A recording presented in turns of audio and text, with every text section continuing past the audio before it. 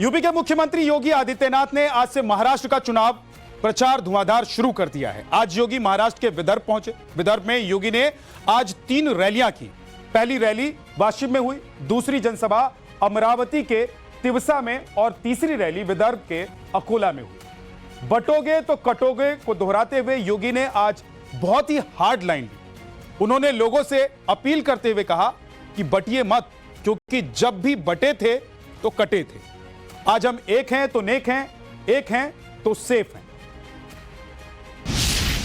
छत्रपति शिवाजी महाराज जिस एकजुटता का प्रदर्शन करके हिंदवी साम्राज्य की स्थापना किए थे, आज उसी का आह्वान करने के लिए उन्हीं से प्रेरणा लेकर के मैं बार बार आपसे कहता हूं कि बंटिए मत।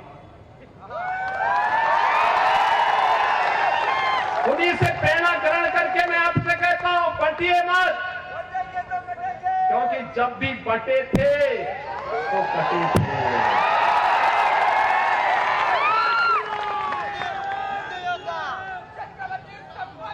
एक है तो नेक है, एक है तो सेफ है।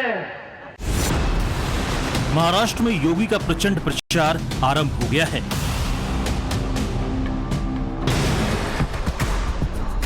बटेंगे तो कटेंगे से महाराष्ट्र में भी बम्पर नंबर क्या योगी ने अपनी चुनाव प्रचार की पहली इनिंग में ही सेट कर दिया।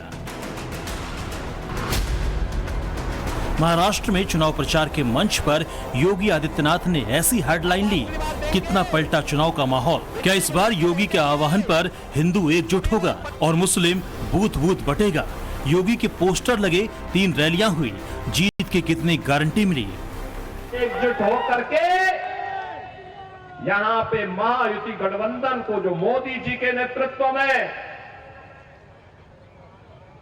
आज पूरे देश के अंदर कार्य कर रहा है, एनडीए के रूप में, एनडीए के रूप में काम कर रहा है। भारतीय जनता पार्टी लीड कर रही है मोदी जी के नेतृत्व में। ऐसे ही महाराष्ट्र के अंदर ये महाअनाड़ी गठबंधन को हराना है और भारतीय जनता पार्टी के नेतृत्व में महायुति गठबंधन को, एनडीए के प्रत्याशियों को विजयी बनाना है। 2024 चुनाव के रिजल्ट के बाद से देश का राजनीतिक माहौल बहुत तेजी से बदला है।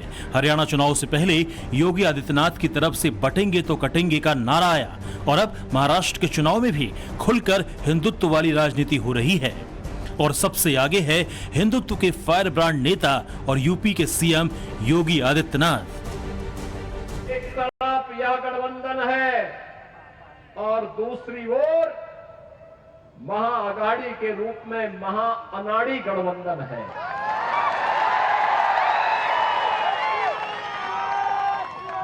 मैं इसे महाअनाड़ी इसलिए कहता हूं, अनाड़ी का मतलब जिसे देश और धर्म की चिंता न हो,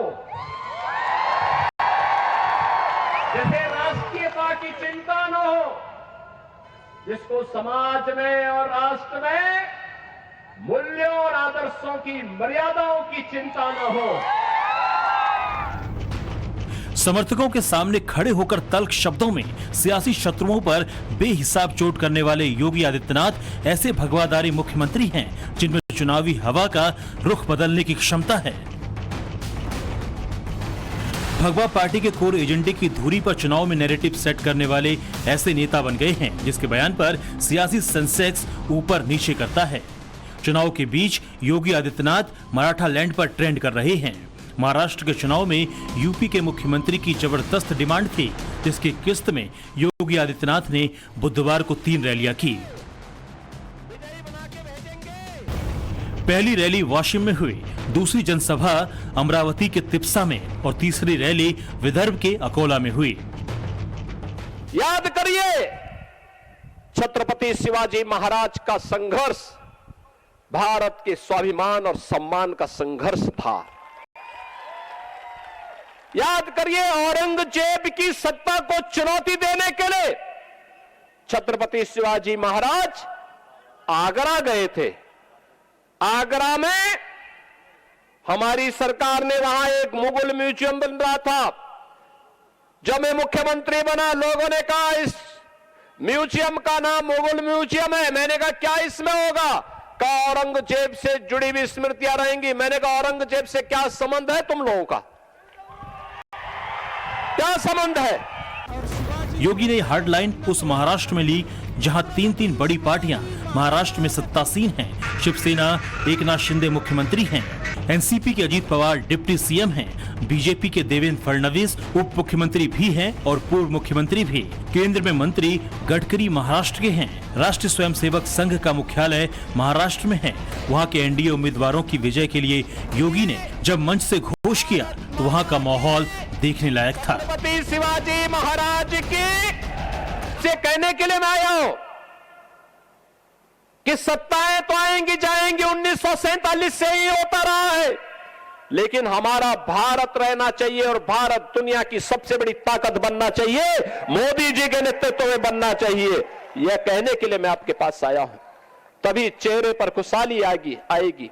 महाराष्ट्र में सीएम योगी आदित्यनाथ की डिमांड इतनी हाई है कि उनकी कुल 22 रैलियां होनी है। सवाल है क्या वाकई योगी के चुनाव प्रचार से एनडीए को फायदा होने वाला है? जवाब है मुंबई की दीवारों पर टंगी ये तस्वीरें, जिसमें बीजेपी के कुंडलधारी मुख्यमंत्री की तस्वीर लगी है और पोस्टर पर उन्हीं के वो शब्द लिखे हैं जो उनके हार्ड हिंदुत्व वाली छवि की व्याख्या कर रहे हैं, जिसमें उनके सनातनी सियासत के आसरे महाराष्ट्र के चुनाव में बम्पर नंबर की उम्मीद की जा रही है। इसी तेवर के चलते योगी आदित्यनाथ की डिमांड हाई है। महाराष्ट्र बीजेपी के तमाम उम्मीदवार स्टार कैंपेनर के तौर पर योगी आदित्यनाथ को देख रहे हैं। अब आइए समझते हैं महाराष्ट्र में योगी ने अपने चुनाव प्रचार की शुरुआत विदर्भ से ही क्यों की। जवाब है विदर्भ में बीजेपी का सियासी अंकगणित। योगी आदित्यनाथ की पहली तीनों सभाएं महाराष्ट्र के विदर्भ रीजन में हुई। यहाँ विधानसभा की 62 सीटें हैं। 2014 में विदर्भ में बीजेपी को 44 सीटों पर जीत मिली थी, वहीं 2019 में सिर्फ 29 सीटें ही मिल सकी। उत्तर प्रदेश के मुख्यमंत्री योगी आदित्यनाथ इन दिनों अपने एक नारे की वजह से चर्चा के केंद्र में बने हुए हैं। हरियाणा में हुए विधानसभा चुनाव में योगी आदित्यनाथ ने नारा दिया था, बटोगे तो कटोगे। अब इस नारे की गूंज झारखंड से होते हुए महाराष्ट्र पहुंच गई है, जहां पर इस नारे की गूंज काफी ज्यादा सुनाई दे रही है। योगी आदित्यनाथ ने आज अपनी रैलियों में फिर से इस नारे को दोहराया है। महाराष्ट्र में बटेंगे तो कटेंगे नारे ने किस कदर हलचल मचाई है, इसका अंदाजा विपक्षी नेताओं की प्रतिक्रिया से ही लग जाता है। बीजेपी के तमाम नेता बटोगे तो कटोगे का नारा लगा रहे हैं, लोगों से एकजुट रहकर वोट करने को कह रहे हैं। बीजेपी के नेताओं को लगता है कि मुसलमान तो एकमुश्त होकर उनकी पार्टी के खिलाफ वोट देते हैं, लेकिन हिंदू समाज जातियों में बढ़ जाता है और इसका फायदा पार्टी के विरोधी उठाते हैं। लेकिन योगी जी 100% एक बड़े नेता है। योगी जी अमित शाह जी, नरेंद्र मोदी जी मुंबई में आएंगे प्रचार करने के लिए, महाराष्ट्र में उसका बहुत अच्छा असर पड़ेगा।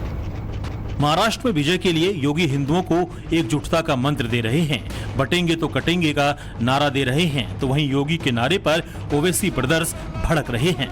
महाराष्ट्र के संभाजी नगर में असदुद्दीन ओवैसी के छोटे भाई अकबरुद्दीन ओवैसी ने योगी के बटेंगे तो कटेंगे वाले नारे पर पलटवार किया। अकबरुद्दीन ओवैसी ने बटेंगे तो कटेंगे के नारे के खिलाफ इत्तेहाद का नारा लगाया। योगी आदित्यनाथ ने अपनी तकरीर में कहा कि बटोगे तो कटोगे। लोग काफी एतराज कर रहे हैं उस बात पर, मगर मैं ये कहूंगा, बीफ के नाम पर, मॉब लिंचिंग के नाम पर, घर वापसी के नाम पर, सर पे टोपी पहनने के नाम पर, दाढ़ी पालने के नाम पर जो तुम काट रहे हो, क्या ये तुम्हारी नफरत हिंदुस्तान के सबसे बड़ी अक़लियत से, क्या ये मुल्क को कमजोर नहीं कर रही है? मगर क्या गूंज है? सुना आपने, चुनाव महाराष्ट्र में हो रहे हैं, लेकिन छोटे ओवैसी के निशाने पर योगी आदित्यनाथ हैं। आखिर योगी आदित्यनाथ के नारे से विपक्ष में हलचल क्यों मची है? इसका सीधा सा जवाब हरियाणा में हाल ही में संपन्न हुआ विधानसभा चुनाव हो सकता है। योगी के इस नारे ने हरियाणा में निश्चित तौर पर हलचल मचाई थी और बीजेपी को एक हारी हुई बाजी जीतने में अपना योगदान दिया था। अब तक के प्लान के मुताबिक योगी महाराष्ट्र में 22 रैली करने वाले हैं। योगी के महाराष्ट्र दौरे से विपक्ष में बौखलाहट है। कांग्रेस ने बीजेपी पर ध्रुवीकरण का आरोप लगाया है। महाराष्ट्र में आकर बाबा जी क्या करेंगे, मुझे बताइए आप। बाबा जी तो हर जगह जाते हैं। बाबा जी तो अपने खुद के उत्तर प्रदेश में अपनी पार्टी को नहीं बचा पाए लोकसभा में। अपने खुद के उत्तर प्रदेश में ऐसी सीटें हैं। अयोध्या नहीं बचा पाए, चित्रकूट नहीं बचा पाए। अब देखिए ना, तो बाबा जी महाराष्ट्र में आकर क्या करेंगे? आने दो, भड़काऊ भाषण करेंगे, दंगे भड़काने की कोशिश करेंगे। वहीं योगी आदित्यनाथ और उनके सुपरहिट नारे को लेकर अकबरुद्दीन का इतना पारा चढ़ा हुआ है कि जमात के सामने जहर उगलना शुरू कर दिया। एक बार फिर 15 मिनट वाली धमकी की याद दिला रहे हैं। सीनियर ओवैसी भी यूसीसी और लव जिहाद के नाम पर नफरत फैला रहे हैं। यानी बड़े मियां तो बड़े मियां, छोटे मियां भी सुभान अल्लाह। जमाती जिंदगी में शख्सियतों की अहमियत नहीं होती, याद रखो। शख्सियतें आती रहेंगी, जाती रहेंगी, जमात कायम व दायम रहेगी। जमात की अहमियत है, अकबरुद्दीन ओवैसी की भी अहमियत नहीं है, जमात की अहमियत है। और ये इत्तेहाद की अहमियत है। अगर ये इत्तेहाद है, जमात है, तो यकीन मानो हम शेर हैं।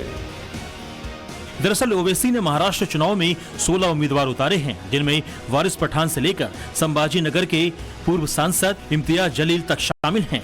संभाजी नगर पहुंचे छोटे ओवैसी ने मुसलमानों से एकजुट होने की अपील की और कहा कि अगर वो AIM-IM के 10 विधायक भी जिता देंगे तो महाराष्ट्र की सियासत में मुसलमान किंग मेकर बन जाएंगे।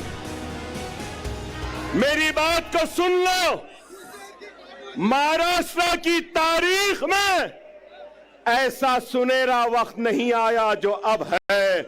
अगर हम मुनज़्ज़म, हम मुत्तहिद, हम एक, और अगर हमारे 10 MLA आ जाएंगे,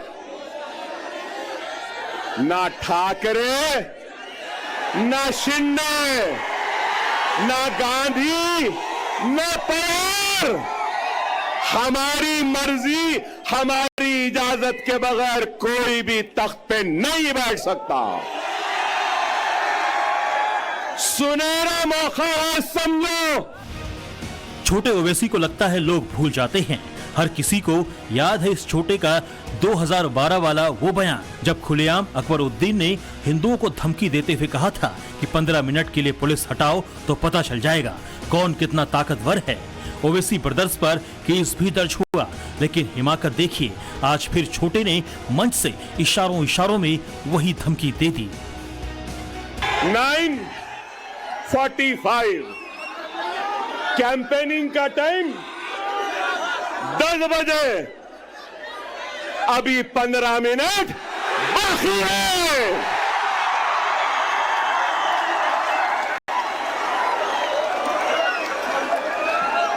अरे भाई 15 मिनट बाकी है, सब्र करिए।